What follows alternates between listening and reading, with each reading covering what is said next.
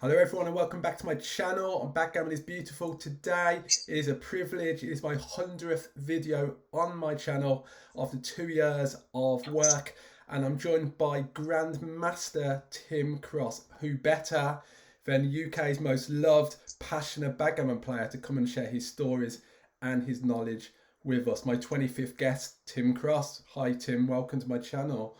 Oh, thanks, Dan. Thanks for the lovely introduction. That was really kind of you. But yeah, I'm looking forward to it. So we're just going to have a chat.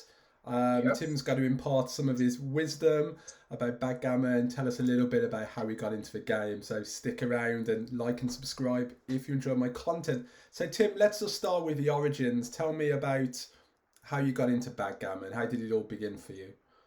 Right. Well, I was a chess player first of all as a junior. I discovered. Well, I've always loved sport and games. Split between the two. Sadly, I'm better at games than sport. Although I did, I played. I played football to a high level. Got paid a few times. I played squash. Uh, Played squash in the top leagues around Lancashire. I really enjoy sport, but the reality is my real strength is in games. And I played chess as a junior, and I could have always played chess apart from how slow it was. Being a 13, 14-year-old lad, sat for 3.5 hours trying to eke out a one-pawn advantage into an endgame win against the some of the old guys that used to play. It was just mind-numbingly boring. And these days, it's speed chess. And if speed chess had existed in those days, I might never have changed to backgammon.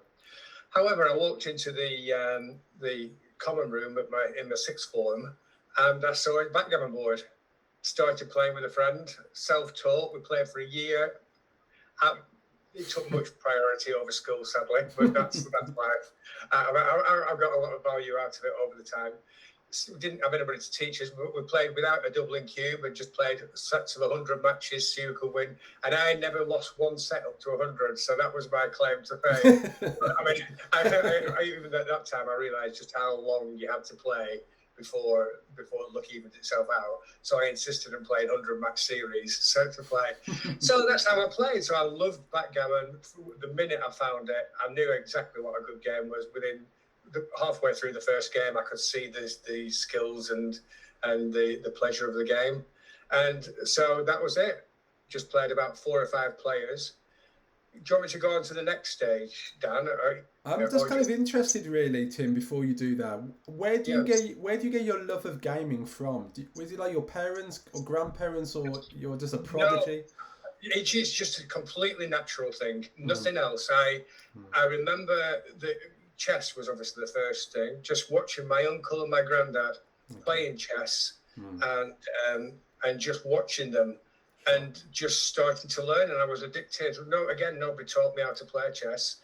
I just watched them play and understood what they were doing, and I wouldn't stop until I beat both of them. So, and well, there's a funny story now. As I've got older, I've realised my uncle was a good player, and he was about 15 years older than me.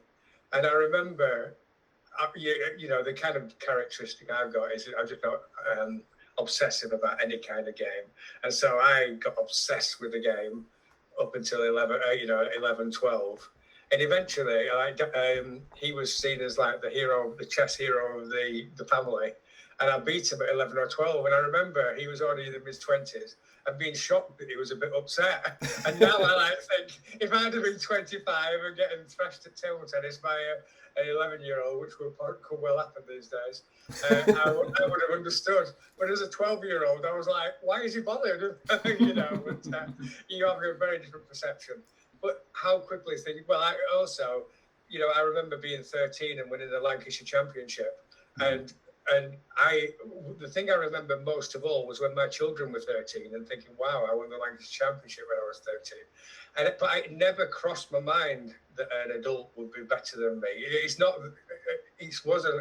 just never crossed my mind. I didn't think, oh, I'm young, it's quite special, this. I just thought, I just had every expectation to win. But like I said, I got bored with the actual grind of chess. 4 and 5 hour competition wasn't for me. And then I found backgammon. So I just look. So the answer is both chess and backgammon. I just loved them instantly. Nobody had to sell them to me. I just loved both of them straight away, and I've loved backgammon ever since. Chess to a lesser extent, I still play occasionally, but only for fun. When did you take your game to the next level then? Started taking more seriously. Okay. Well, there's different people. So then I was 19, 20, and I don't know how good I was, with no idea. But I didn't play then with anybody. There was no computer chess, and I had a friend who had perhaps played me once every 2 or 3 years, who played from school days. His name is Barry Bradshaw, my closest, my long-time best friend.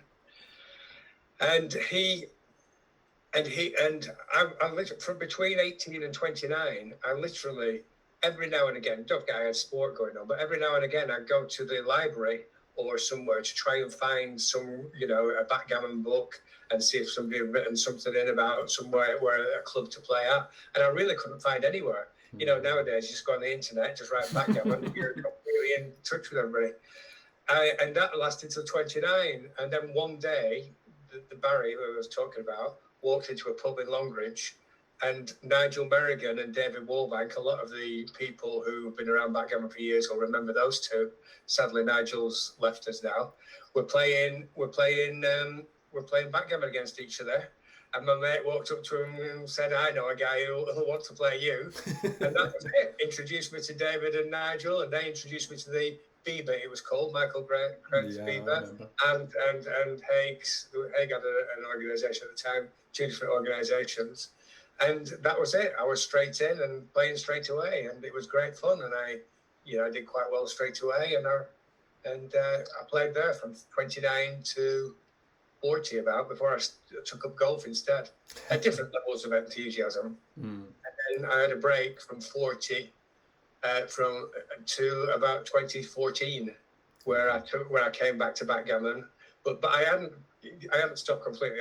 I by then I found about XG, and I practiced against XG a lot, so I came back in right at the top. So I knew, I'd been playing for years, and I knew what I could do, and then I came back, and my very first match was against Mochi, and in my at the UK Open, and in my humble style, I walked up to Mochi and said, Mochi, I want to join your under-4 club. And he was like, he's much too polite, but it would have been, something are you? was kind of his impression he had on his face. But, he was really pleasant. He played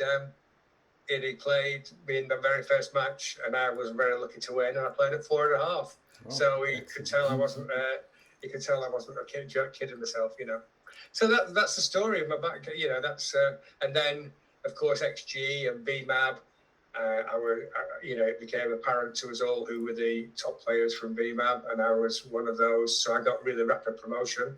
And within a year and a half, the vacancy for the UK captain came up. And the greatest honour of my life was given by the greatest honour of my sporting and gaming life. I was the UK captain for 4 years, from 2015 to 2019. And I still, since then, Martin has taken over and Chris has taken over, and they've both taken it over with the same prestige and enthusiasm as I did. And I'm really proud of that, of making people realise what an honour it is to represent the UK, and even more so be captain.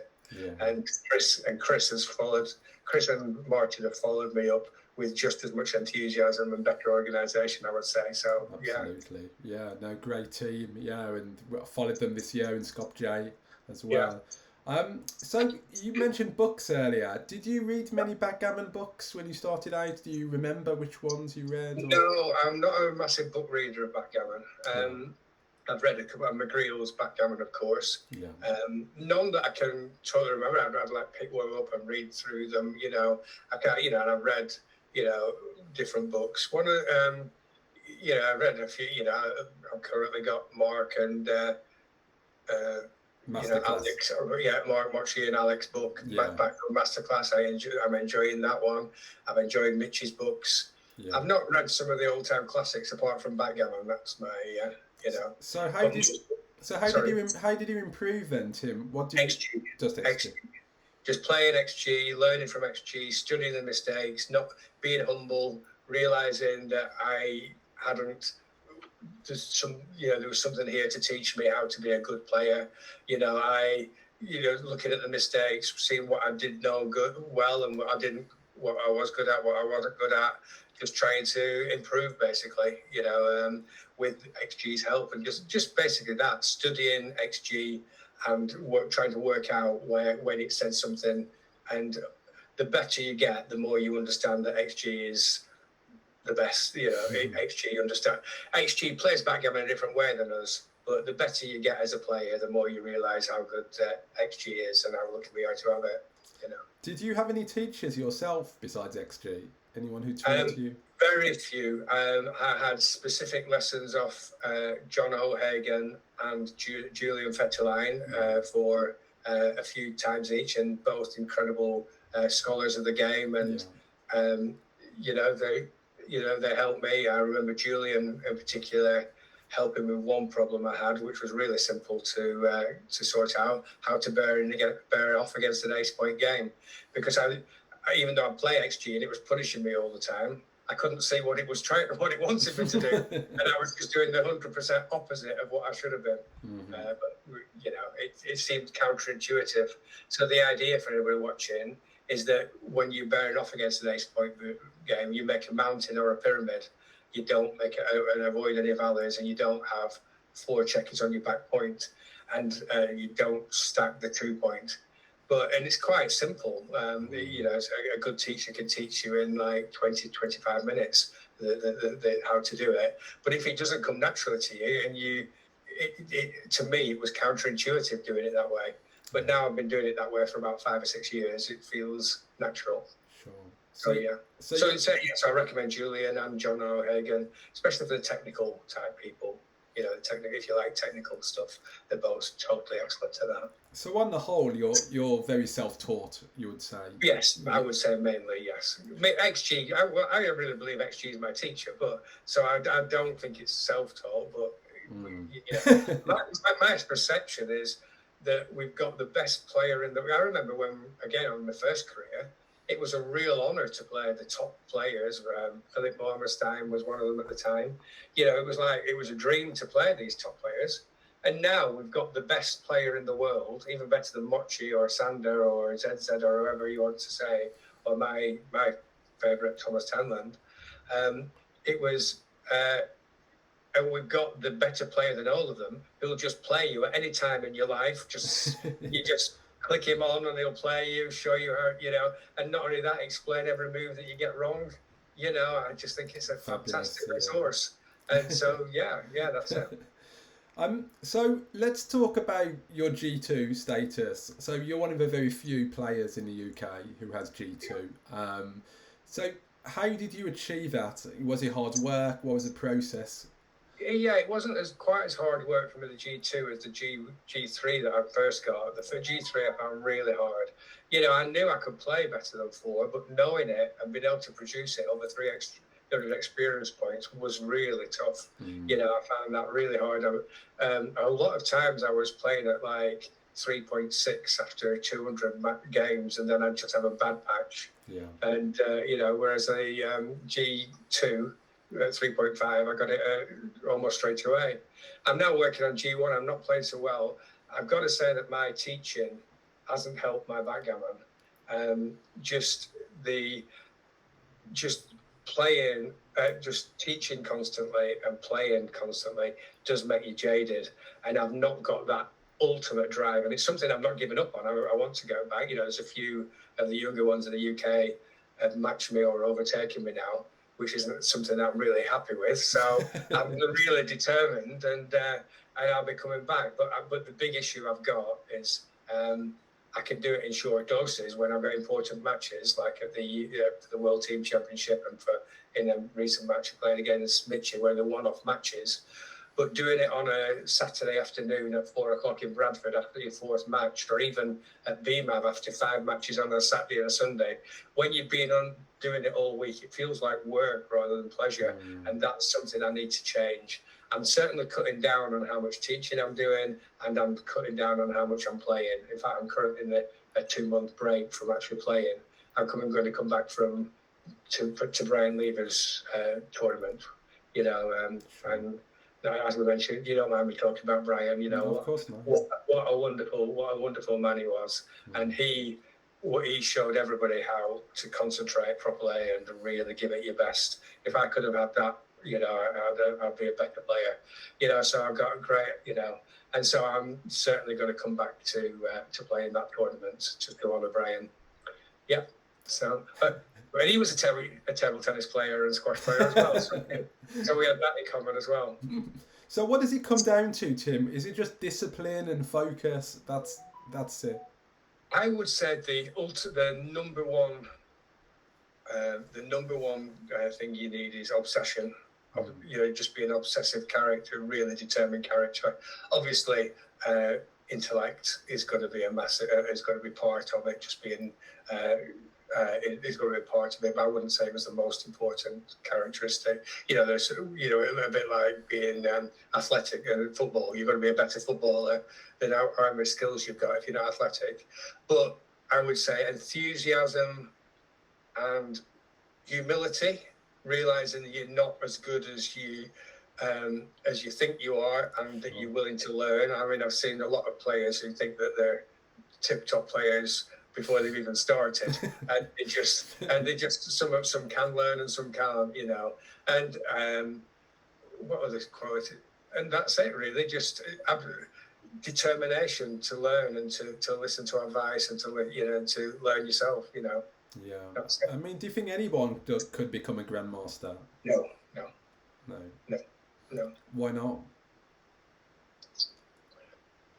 Well, it's no different than any other sport or game.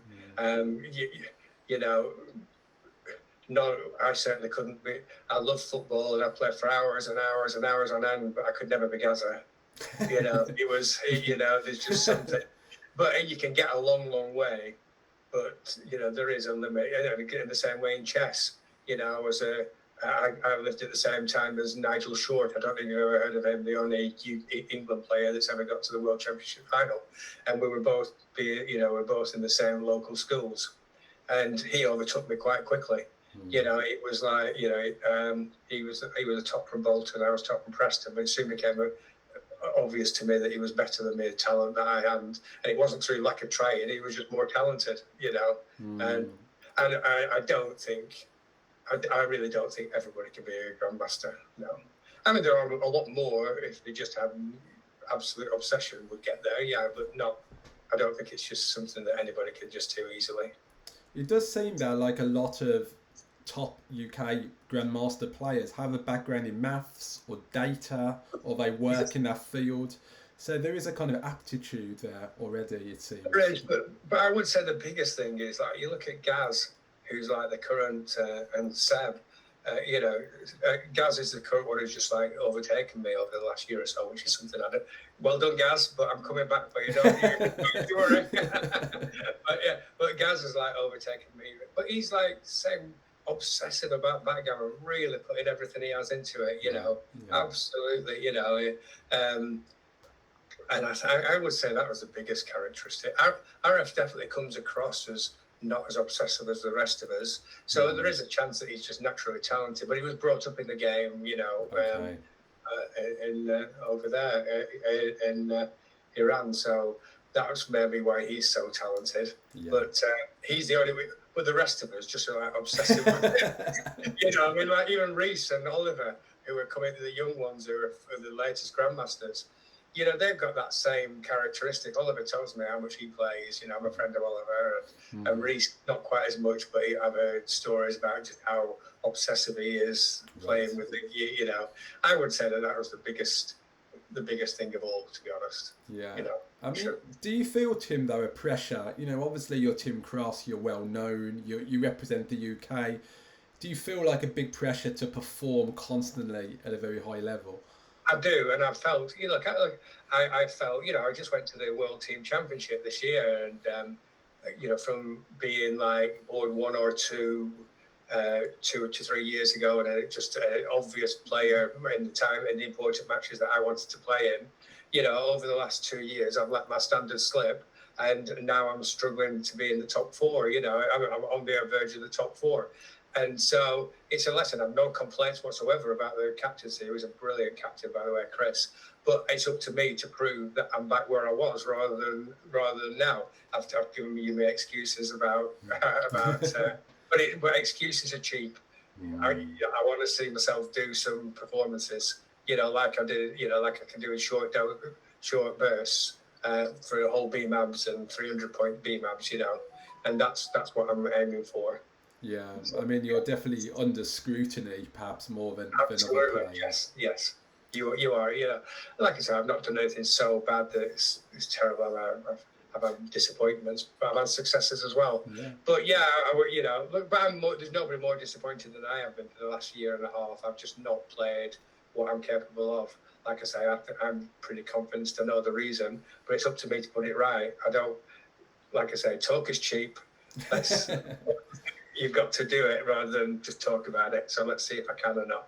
I'm coming back here. You know, I'm playing a BMAP soon, and let's see what I do. But I'm really determined. There's nothing like a bit of failure that makes you more determined. That's the way I see it, anyway. Absolutely. Talking about successes, Tim. I mean, what are your biggest backgammon successes across the years? Successes. Well, honours, I've already said. The biggest honour I consider is being made UK backgammon captain. Yeah. That's the thing I'm most proud of. Successes. It sounds like I'm so arrogant, but I've won numerous tournaments. At least they're not recent. So they're not over the last couple of years. But before then, I had a run. I was just winning loads of different things and UK Open, Irish Open, Manchester, Newcastle. But then I won some more in the past as well, in the Beaver days.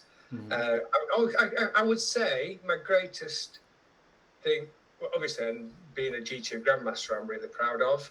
But I would say that if people don't like PR, I would say being the highest rated player of all time on the UK BGF ratings is something I'm quite proud of as well. But I've dropped massively in my last 2 years. So, but the highest ever rated is quite something to be I'm proud of. Absolutely. I think that'll take some beating as well, around 1920 or something. Wow. I think. Yeah. So, but I'm nowhere near that now. But I've got to come back. Absolutely. I mean, let's talk about your teaching a little bit, okay, Tim, because I know you've taught many students, and so some of the things you mentioned about people might have heard of or be aware of, like the traffic light system. Let's actually start with that. Like, can you explain what that is, the traffic light system? So what the traffic light system is something that I thought I'd completely invented from scratch, but Phil Simborg had already been doing it 10 years ago and came up with the idea that it was just for intermediate players only. But it turns out that there's quite a few grandmasters and have kind of got a similar idea. So the idea behind the traffic light system is that you don't work out match winning percentages to the 1% here, there, and everywhere, all the different scores. The idea is that you understand every single score, how it affects your cube action. So I split it into every single score. So everybody would know, well, if you're a half decent player, you would understand that at needs 4, needs 2, you have to be super aggressive with the cube. Yeah. Really, you just basically you double on the first roll if you've got an advantage. Sure. So say you start with a 3-1 against 5-3, you'll double straight away. And that's what you do at needs 4, needs 2. So my idea was, well, if that's what you do at needs 4, needs 2, every single score has got a different cube action. And so people know that, people use that one for that. Nobody works out match equities at needs 4, needs 2. Everybody uses that system for that. So what we do is we look at I look at every single score, and I give it a mark between. You can either go.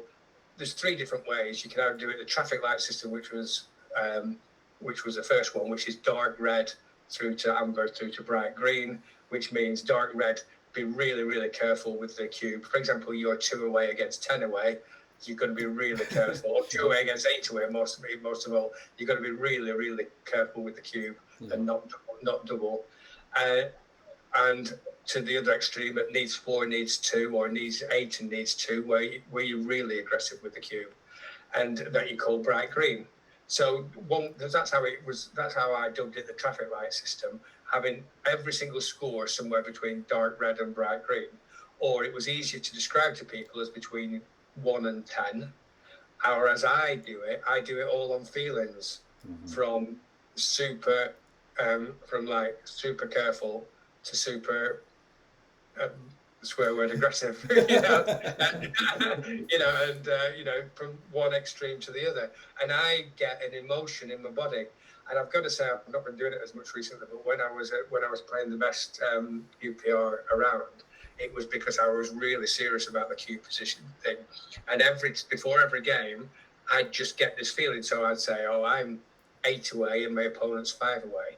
Oh, I've got to be pretty aggressive here, especially if it's gammonish, or I'm going to be. So I got a feeling in my body of being very aggressive with the cube. So I'm ready to cube, So whereas if I was 5 away against 8 away, I'd be like subconsciously in my mind sitting back from the board, not ready to throw that cube.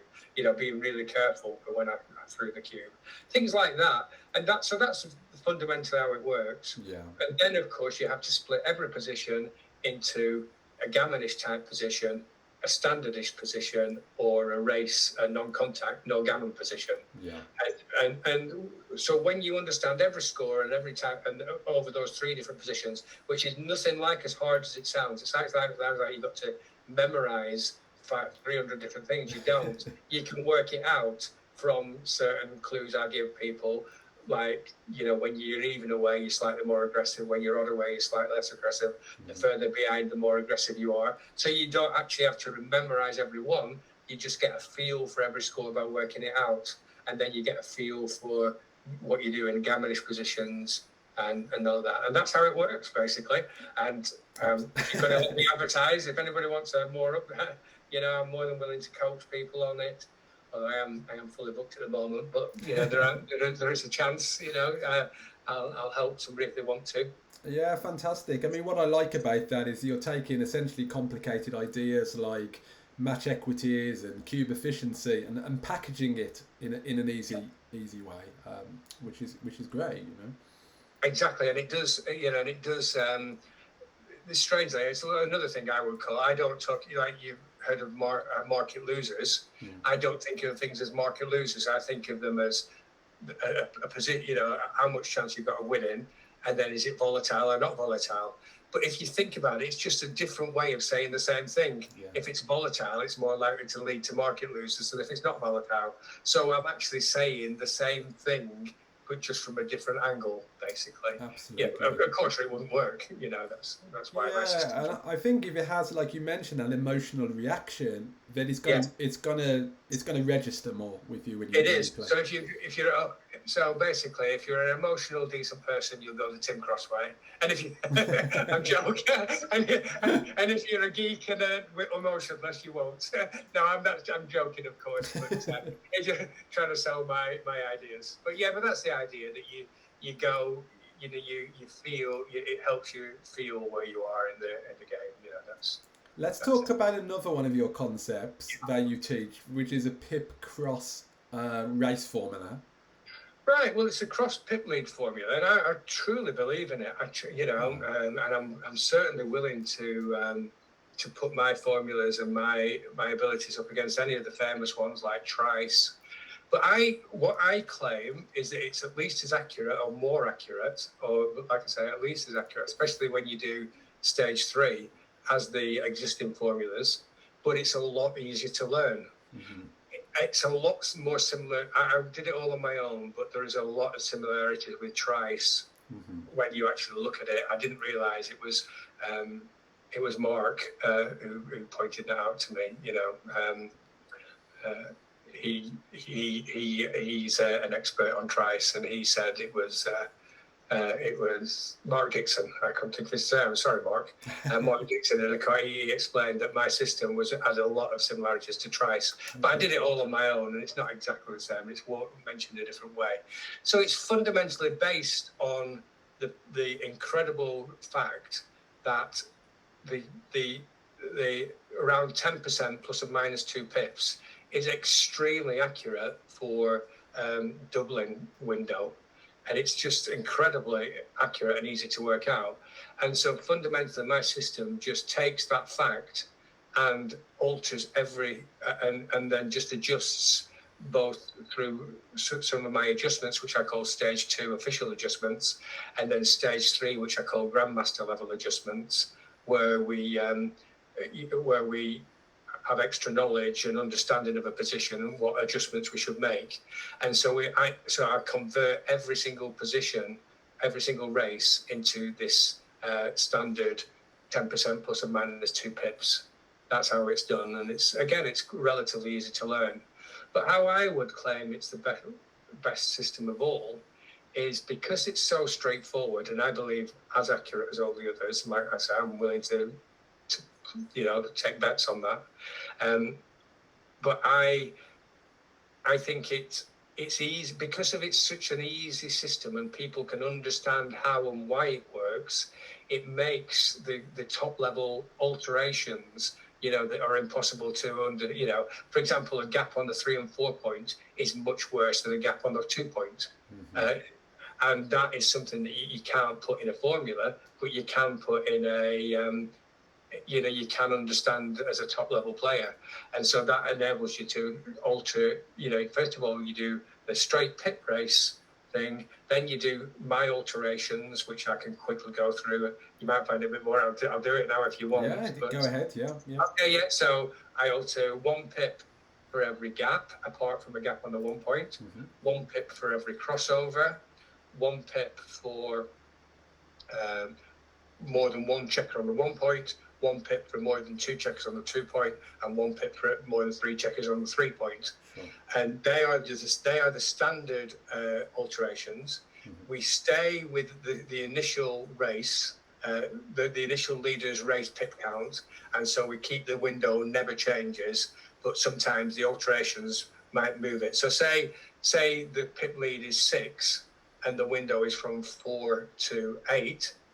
If all the alterations are on one side and we alter the pip count to a 9 pip lead, then it becomes a double pass rather than being in the window. And so the way we alter is stage 2, my standard, my standard things that I've just explained. And then stage 3 is for advanced level players. And it's not that hard for people to understand how to, what kind of thing will be a really bad gap and what kind of thing will be a really good gap.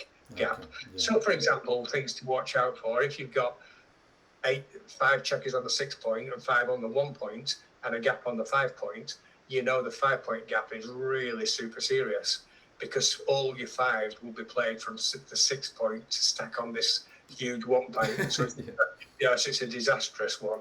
And it's big. That's an extreme example, but it's impossible to put that into a formula. Mm-hmm.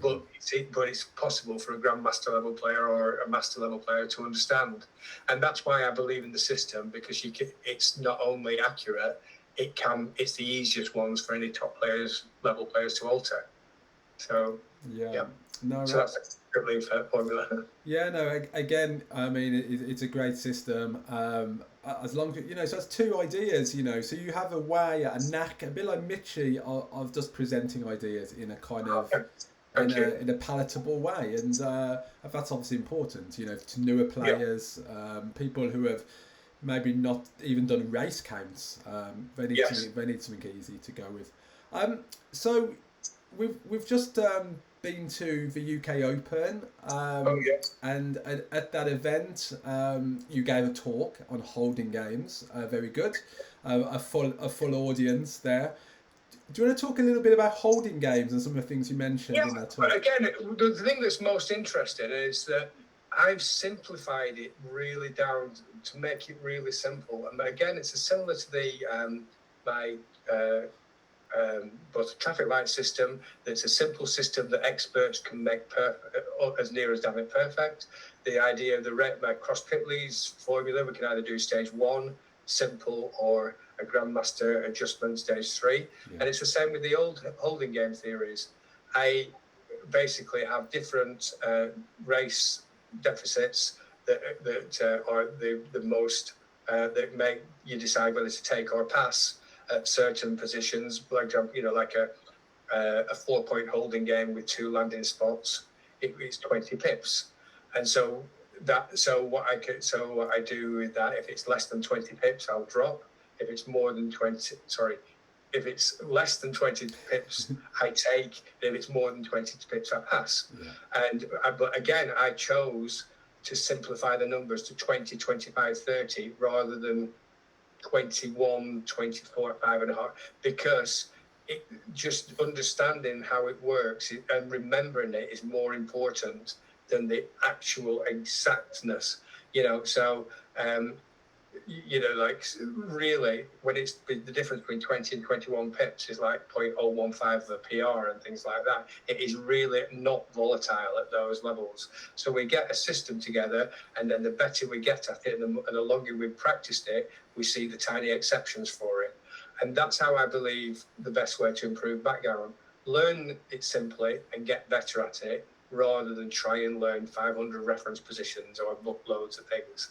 And I was really, I don't know, fortunate, or I don't know whether I was fortunate, or I believe I showed the system at its best.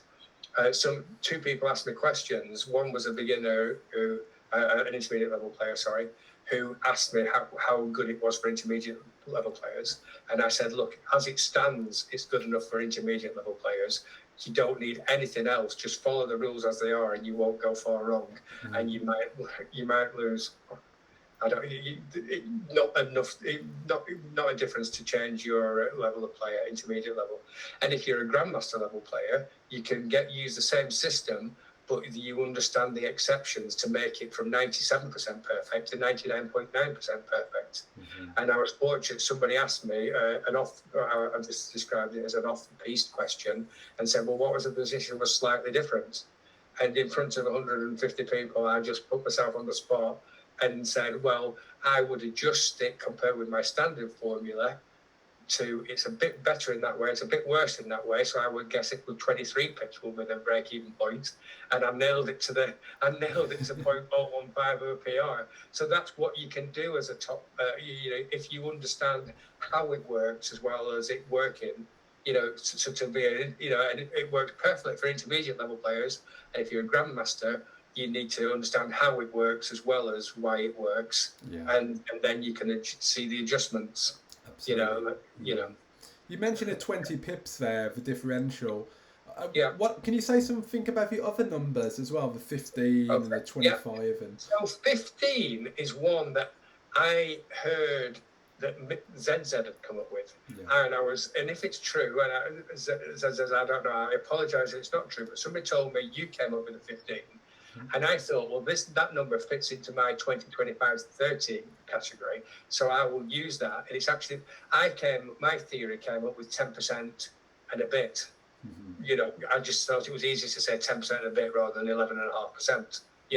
So that's what I came up with.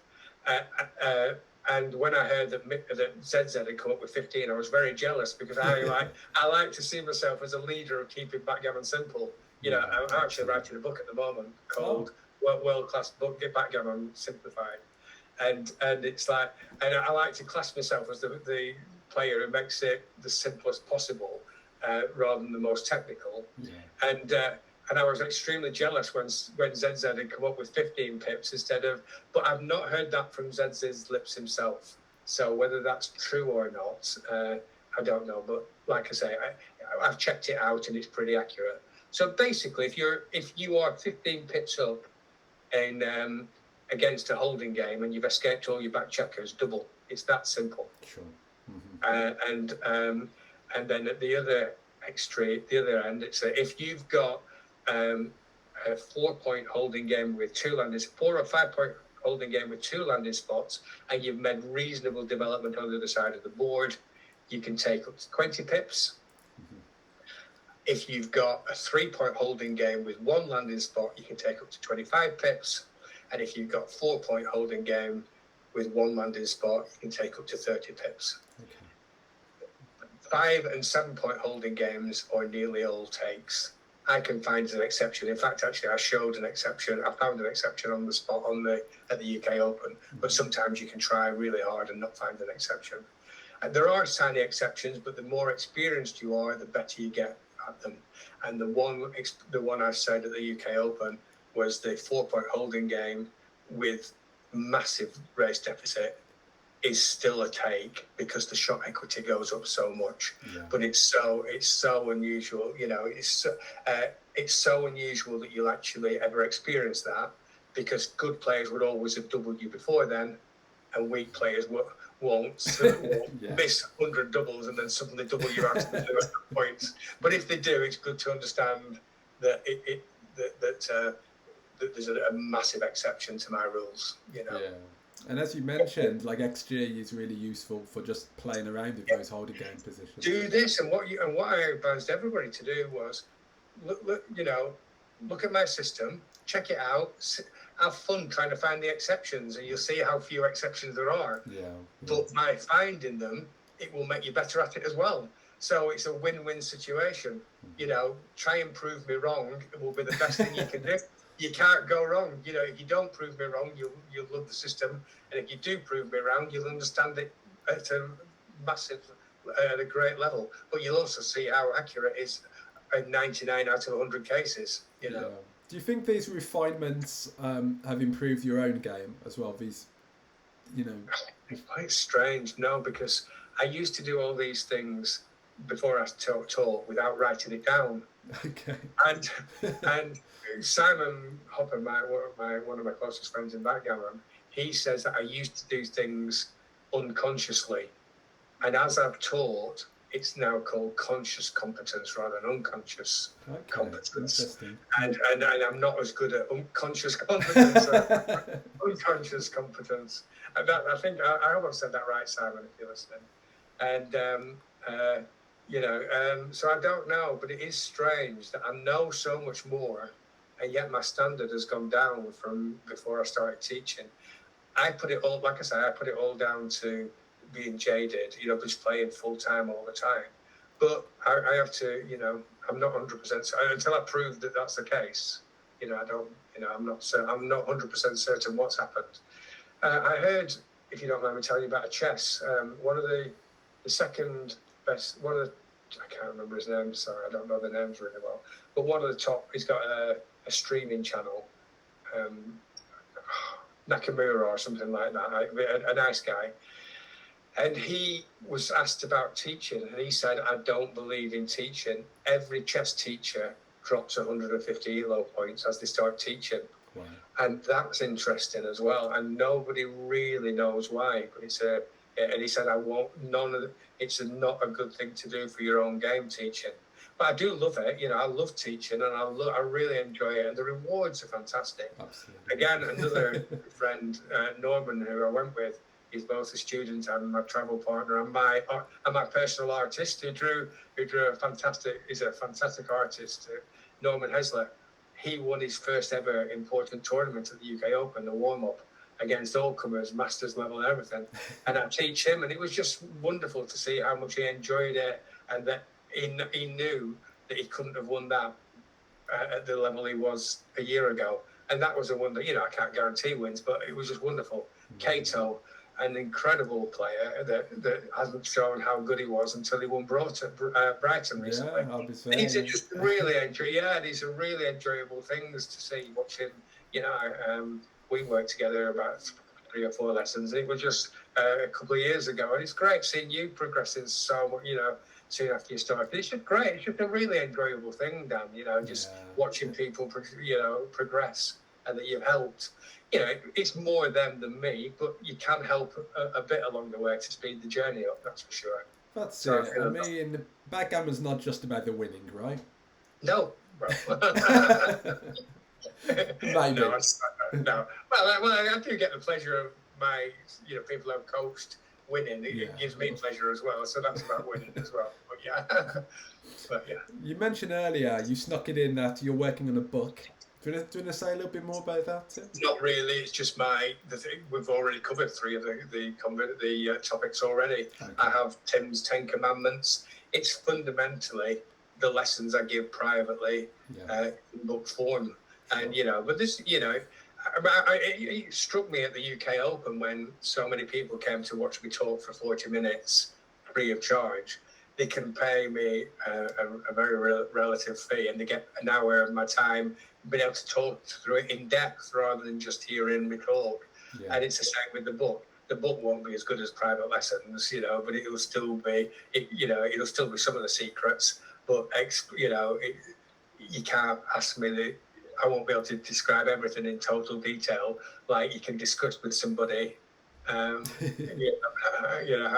After when you're analysing things on the spur of the moment, and you just talk, you're talking in depth with each other on a one-to-one basis. Like when you give a talk, like I did at the UK Open, people are only allowed one question at most, of course. To be fair to everybody. Yeah. So yeah. We've got to mention at the UK Open, you played John Giorgio, like lovely bloke, John.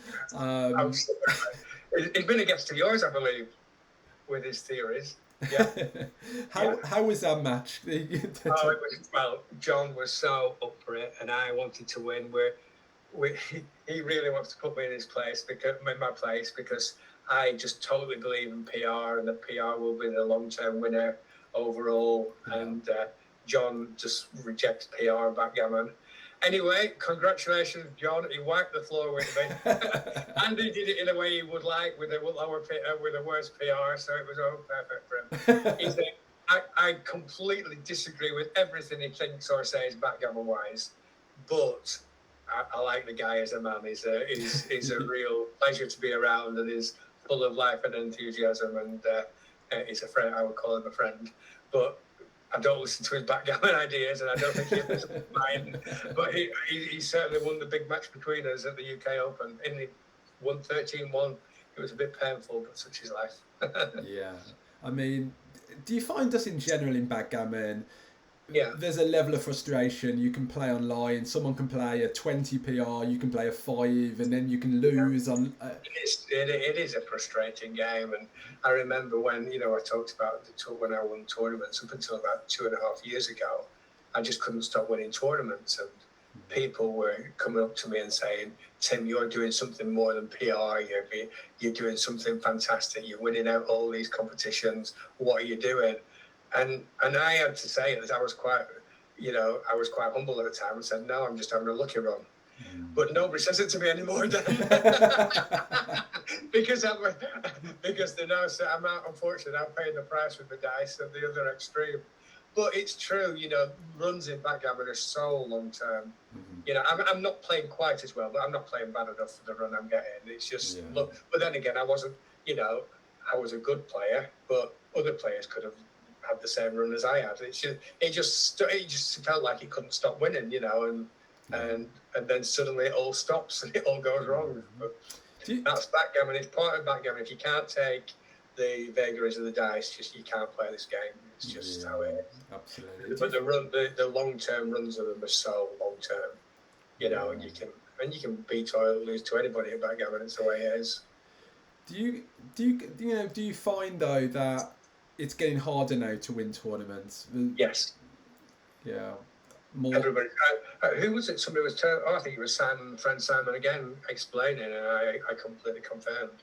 So in the past, the top players would be here, and it'd go right down to, the big gap between. But the big people I played were in my first backgammon career, so I was 98% certain to win an 11-point match. It was that certain. Wow. People were just playing absolutely terrible backgammon and never cubing, and it was just easy. But so against some people. But now, XG has raised the top players up to here, the second level of players up to there, but most importantly, the weaker players, even if they don't study with XG, they're constantly playing people who play with XG, and so that their style goes into it as well. It gets You know, and so, you know, like, so now I'll be playing like a PR10 player, or like, you know, or John won't like me hearing this, say this, but like a player like John. And whereas once upon a time I'd have beat them 9 times out of 10, somebody like a PR10 or 11, 12, I'm only beating 2 out of 3 at the most, or possibly even less, Right. you know, and, you know, and that's how it, you know, it's the nature of the game, and you just got to accept it. It's just tough, and it's getting closer and closer.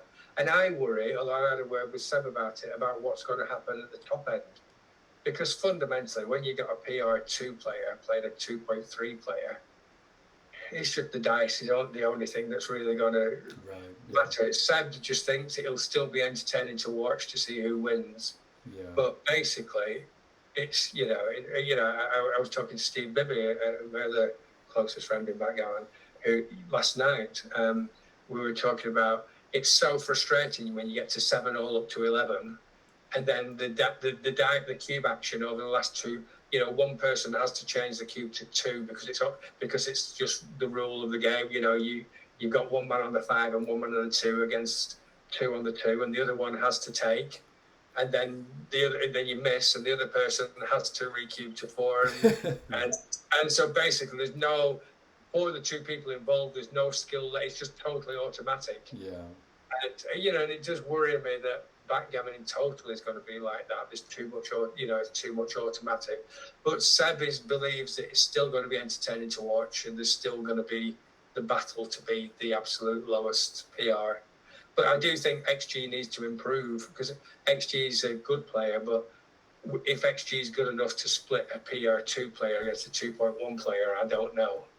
It's good enough to easily to separate a PR3 player from a PR8 player, but it's whether it's good enough to separate a PR2 from a 2.1 is very dubious in my mind. So I'm really hoping something like, you know, the computer program that made chess so good. Sorry, Dan, I'm not talking too much. No, I'm listening. So I'm really hoping that XG, you know, that XG will be improved soon. You know, a better level. I actually think XG is only playing about 1.3 or 4 compared with God. Okay. I don't think it's that. I don't think it's playing perfect backgammon by any means. Yeah. But certainly better than us. You know, and I do think when we do get the better one, there'll be a short-term dash to change styles slightly, but it'll be so small. You know, it's not going to make a PR9 player a PR2 player or anything like that. Sure. But it will change slightly people's perceptions. Do you think that's going to happen? Will there be an XG3? There's got to be. I mean, it's just so far out. 10 years is just ridiculous. You know, it's totally obvious that Xavier has just lost interest. Yeah. And it's probably, you know, look, he's done so much, and I've sold how good XG is. It's brilliant. It's fantastic value for money. But the problem with extreme fantastic value for money like XG is, and being so good, is it's killed all competition. And this is the real problem we have. You know, what else in the modern world? The leading software is 10 years old. It's almost unheard of. I'm not a technical expert, but it's almost unheard of.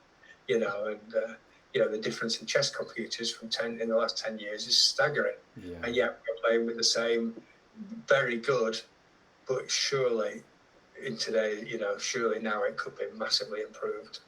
Yeah, interesting. I mean, it needs investment, I think. It does, it absolutely does. And I don't know the answer.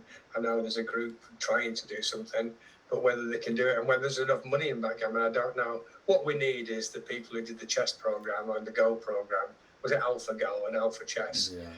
It only took them 2 hours of that time, and it played backgammon to almost perfection.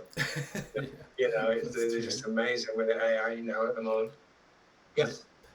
What do you think we can do to grow the game? Yeah, I mean, you've been playing for years and years, but I mean, what ideas do you have for just for UK BGF to you know, get backgammon out to more people, make it more popular? We just have to introduce. This is one of the things I like about Mark and Galaxy.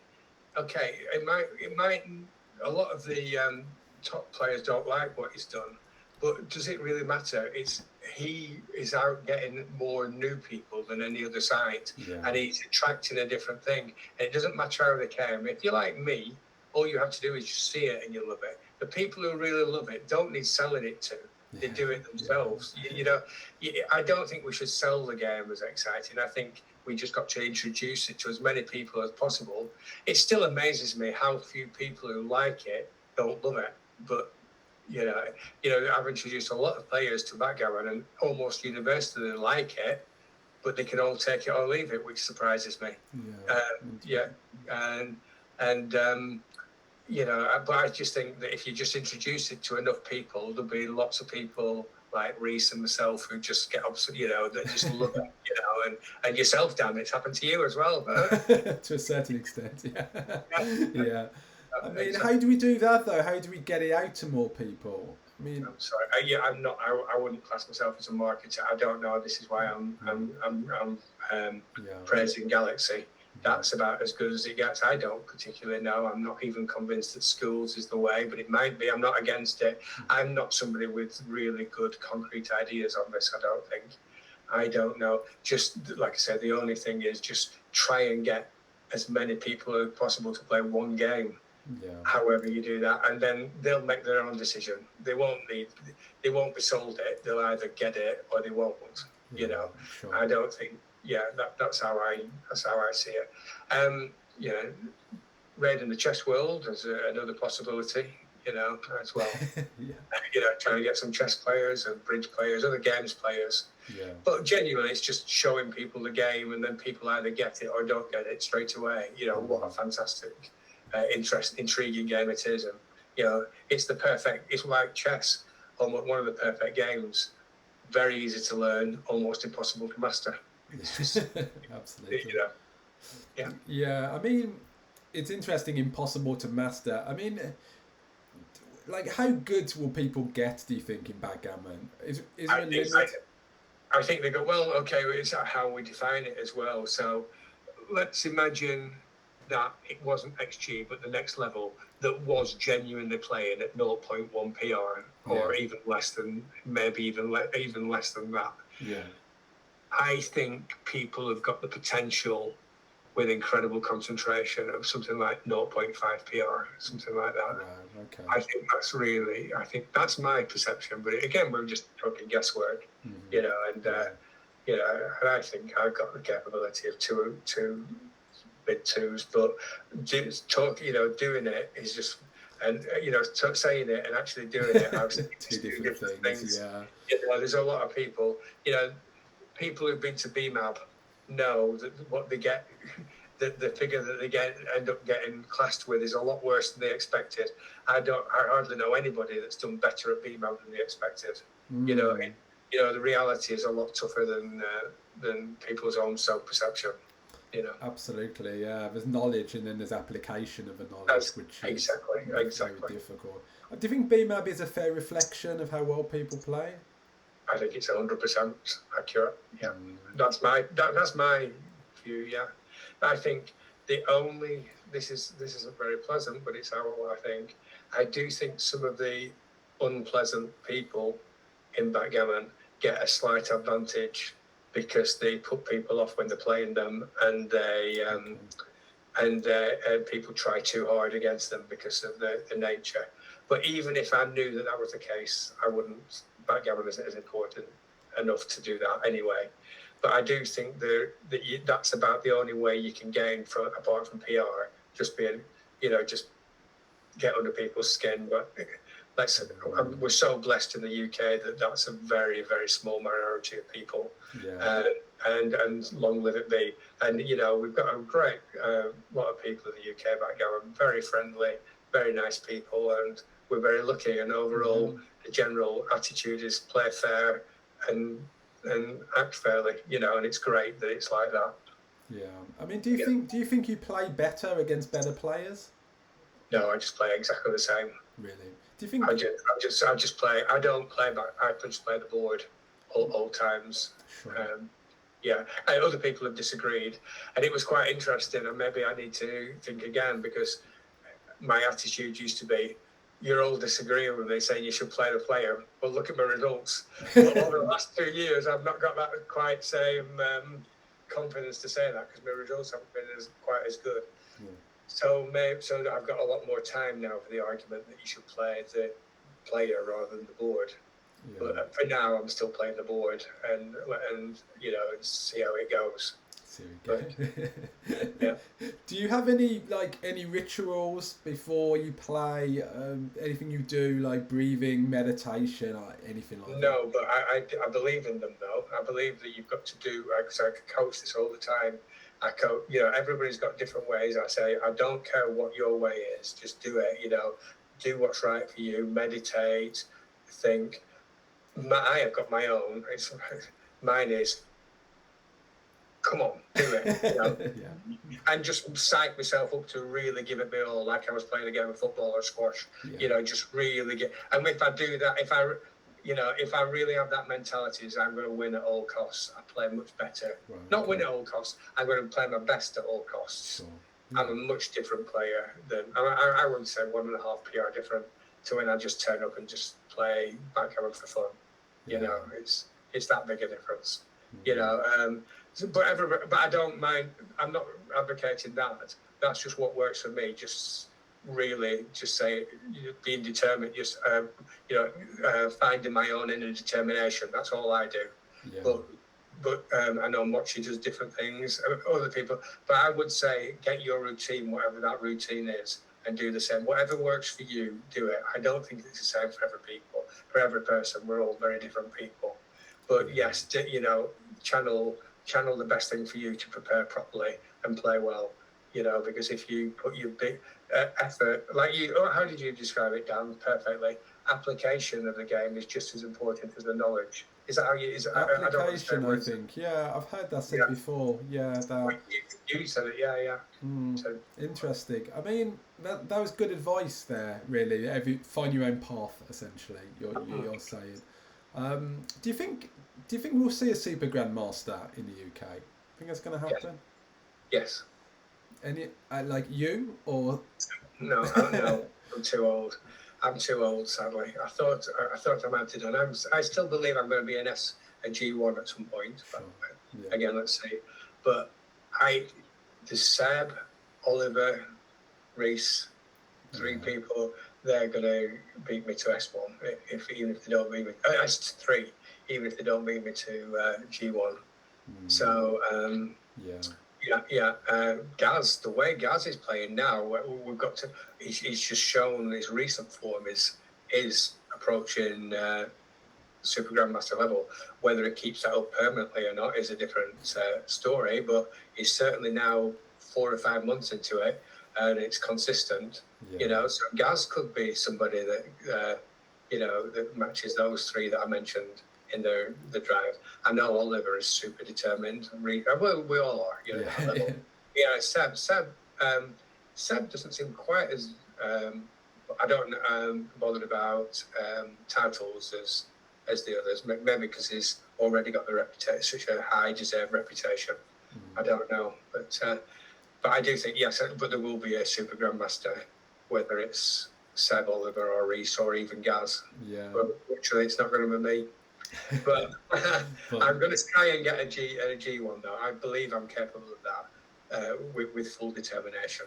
You know, I mean, fantastic to see nonetheless, and so many strong UK players, young players. I mean, we've probably got more strong young players than any country in the world. You know, I would argue. Yes, at the moment, they're incredible. You know, fantastic. Oliver, Reese, and Seb. Yeah, it's great. Yeah, it's really good to see. Yeah. We're going to wrap up soon, Tim. You've shared some brilliant knowledge. You know, some of the things you do in your teaching, how you got into the game. I mean, is there anything else you want to say? You know, any advice to kind of players or newer players? Anything you can offer? If you want to improve, do things that you love doing. Don't try and make it a painful learning process. Just show enthusiasm, play a lot. Whatever works for you, do. But most importantly, enjoy it, because that will make you learn the quickest. You know, but we're all different. Unfortunately, I can't say what that is because we're all different people. Some people can just love playing XG. Some people hate it. Some people love people, playing people, but be humble as well. Don't accept that you don't know everything, and try and learn. Try and learn from XG or some of the top players. Just that's all I've got. Sorry, Don. And I've got to ask you, Tim, like Yep. what keeps you returning to backgammon? The hunger, like what is it? Yeah. I want to. I still believe I've not achieved everything I can do. I know what I can. I know what I've done in private, and I know I once played 3 7-point matches, one after the other at nil. Wow. and it's now 18 months ago, and I've not been close. And I believe that is in me somewhere. Somewhere that what was going on that day, I believe, is in me somewhere. But I want to show the rest of the world that I can do it as well. But it's now 18 months and it's not happened. But the day I was so excited, I thought, I've done it, I've cracked it, I've really cracked it, I've really mastered backgammon, but I hadn't. Tim, thanks so much for your time today. Really appreciated. Great for you to come on and just talk about things. And great to see you, in person at the UK Open. And that's a lovely thing about you. You're a very strong player, but you're very approachable, and you're willing to just impart that knowledge, to newer players. So that's nice, and that's just a community in general, which is great. Thank you. Good luck on your backgammon quest. For and you too, Dan. I know you're newer to this game than me, but you're making massive inroads. You're now playing me as a complete equal in the leagues, and you're matching me. It's brilliant to see. Very well done. Good luck to you in your career, and thanks for being so kind today as well. It's very nice. Appreciate it. Many thanks, Tim. See you soon. Take care. Thank you. See you, Dan. Bye. Bye.